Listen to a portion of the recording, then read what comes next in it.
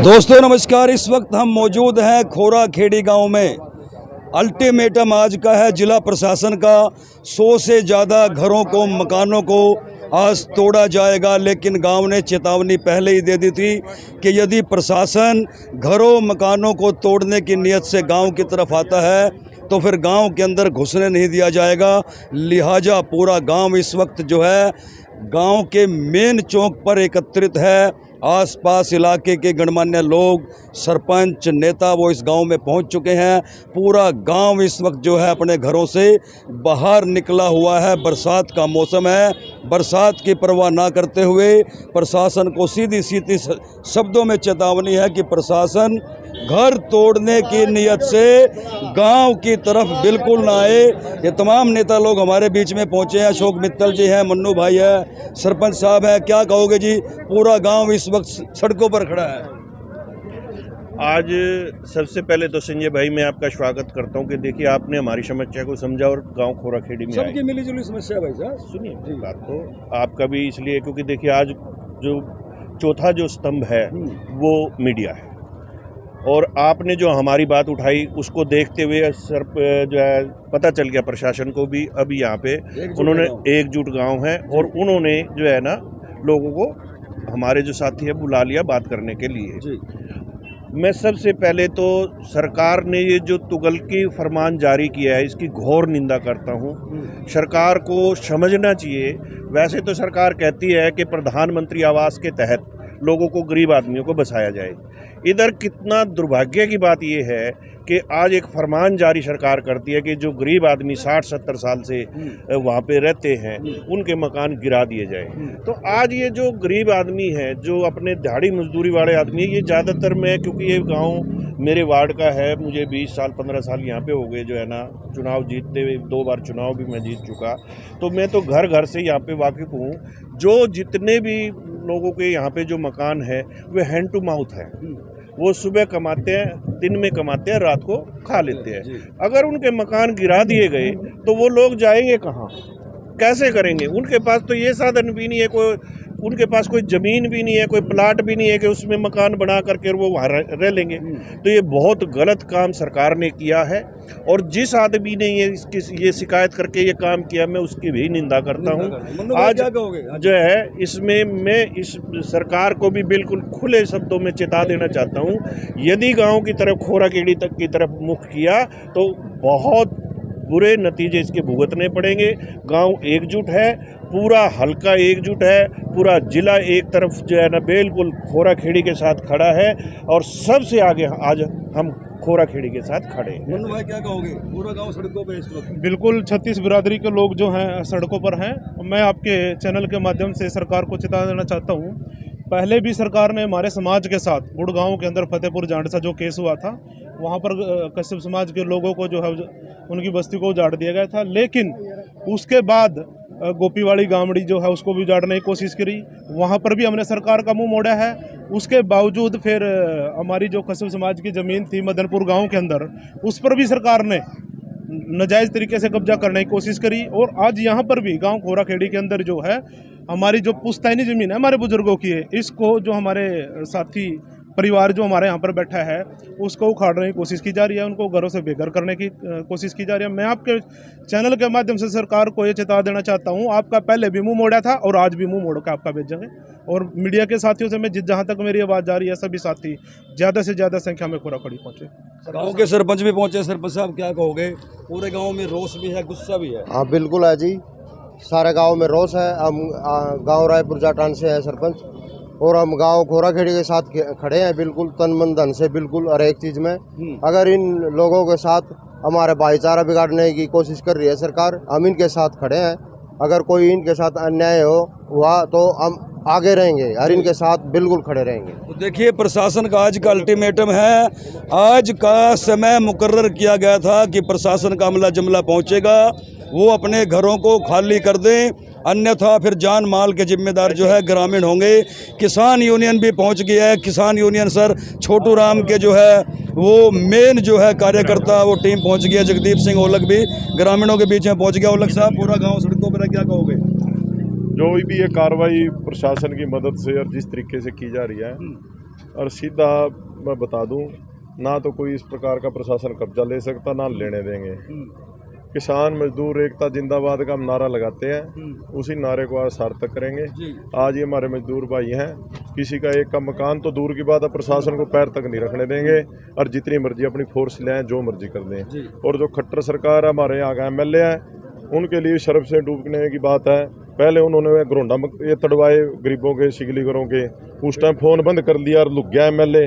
तो अब यहाँ खोराखेड़ी में तो बिल्कुल भी हम सारे बिल्कुल तैयार हैं और अब सरकार जो मर्जी कर ले, यहाँ बिल्कुल प्रशासन को घुसने देंगे, ना ही कोई यहाँ पर प्रशासन अपनी कार्रवाई कर सकता। और जिन लोगों ने भी इसमें, जिन लोगों का रोल है, जो ये हाई कोर्ट से केस करके ऑर्डर कराए हैं, उनको भी सीधी हम यही कहना चाहते हैं, अभी आप इसमें पीछे हट जाओ। ये गरीब भाई अकेले नहीं है, इनके साथ पूरा हमारा इलाका है, सभी हम सारे साथ खड़े हैं। और आज प्रशासन आए, कोई आए, बिल्कुल पूरी तैयारी है। हाँ, देखिए साफ सा ऐलान है कि प्रशासन घर तोड़ने की नियत से, मकान तोड़ने की नियत से गांव की तरफ ना आए।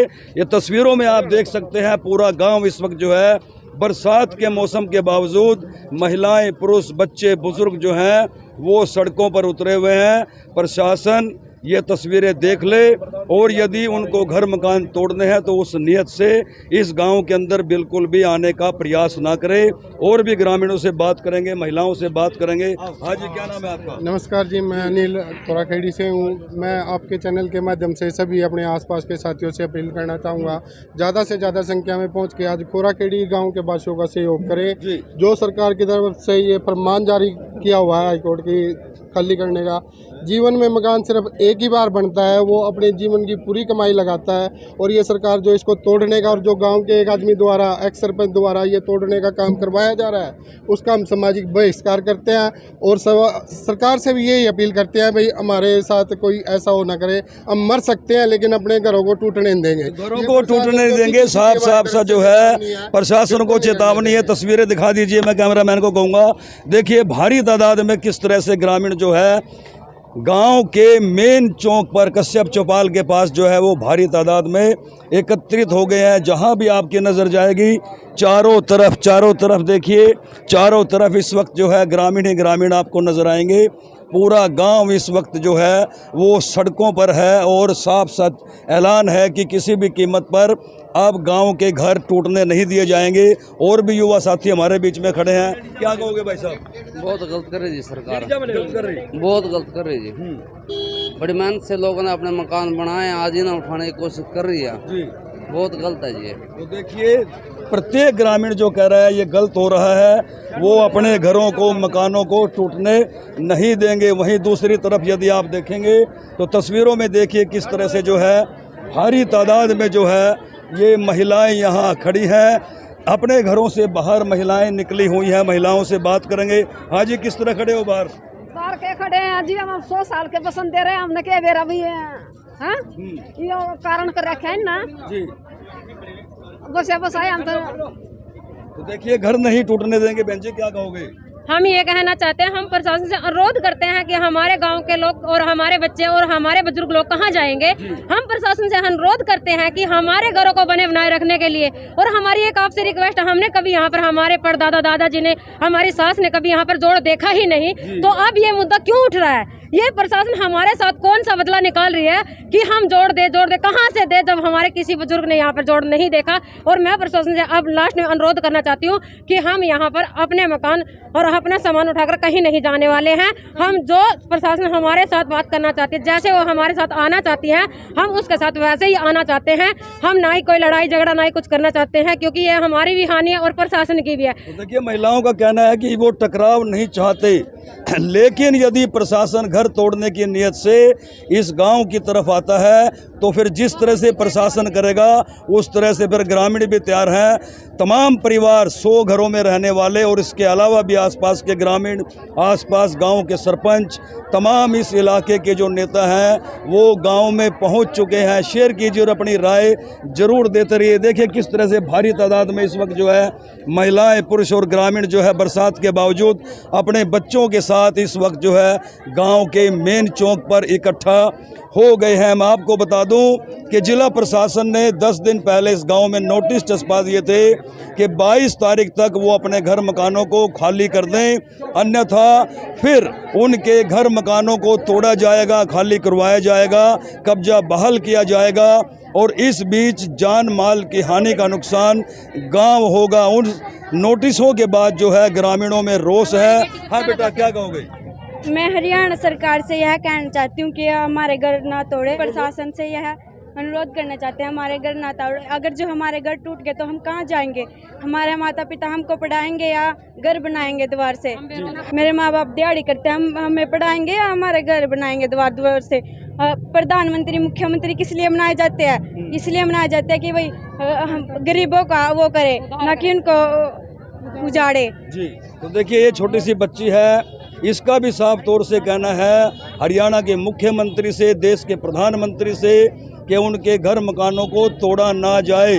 बार बार घर नहीं बनते, ये गरीब लोग हैं, दिहाड़ी मजदूरी करके किसी तरह से अपना गुजर बसर कर रहे हैं। बेटा आपका क्या नाम है? नमस्कार, मेरा नाम है नेहा। मैं सरकार से यही प्रार्थना करती हूँ कि हमारे घर ऐसे ही रहे, ना ही उनको उजाड़े। ये बताओ पहले हम कहाँ जाएंगे और हमारे घर कैसे गिरेंगे? हमारे घर, हमने यहाँ पर तो कहीं तालाब नहीं देखा, तो मैं यही प्रार्थना करती हूँ कि हमारे घर ना गिरे। तो देखिए बच्चे भी जो है वो प्रशासन से, सरकार से बार बार गुहार कर रहे हैं। पीछे तक की तस्वीरें एक बार आप देखिए, कितनी भारी तादाद में देखिए महिलाएं जो है वो अपने घरों से बाहर निकली हुई हैं। किसी भी सूरत में घरों को, मकानों को तोड़ने नहीं दिया जाएगा। जो दर्शक हमारे साथ अभी जुड़े हैं मैं उन्हें एक बार फिर बता दूं। हाँ, बच्चा कह रहे थे कुछ। वैसे तो सरकार बेटी बचाओ बेटी पढ़ाओ का नारा लगाती है। अगर जो वो घर हमारे मकान तोड़ देंगे तो वो बेटियां कहाँ जाएंगी? किस लिए बनाए जाते हैं? कैसे पढ़ेंगी वो? वैसे तो वो बेटियों को पढ़ाना चाहते हैं। तो देखिए, शेयर करते रहें और जो भी दर्शक हमारे साथ अभी जुड़े हैं उन्हें मैं बता दूं, इस वक्त हम खोरा खेड़ी गांव में हैं। काला बादल छाया हुआ है, बरसात हो रही है। बरसात के बावजूद ये ग्रामीण सड़कों पर खड़े हैं। दरअसल आज जिला प्रशासन को आना था और इस गांव के जो 100 से ज़्यादा घर हैं उनका कब्जा बहाल किया जाना था। नोटिस बाकायदा चस्पा दिए गए थे, लेकिन ग्रामीण गुस्से में है और सीधा सीधा चैलेंज उन्होंने जिला प्रशासन को कर दिया है। इस बीच एक बड़ी अपडेट आ रही है, जिला प्रशासन की तरफ से गांव के 10 मोजीज व्यक्तियों को बुलाया गया है और वो जिला मुख्यालय पहुंच चुके हैं। प्रशासन और ग्रामीणों के बीच में उस बैठक में क्या निकल कर के आता है, जो भी अपडेट हमारे पास आएगी आप तक लेकर के हाजिर होंगे। तब तक आप दबा करके शेयर कीजिए। आसपास के ग्रामीण भी जो है खोरा खेड़ी गाँव में पहुँचना शुरू हो गए हैं।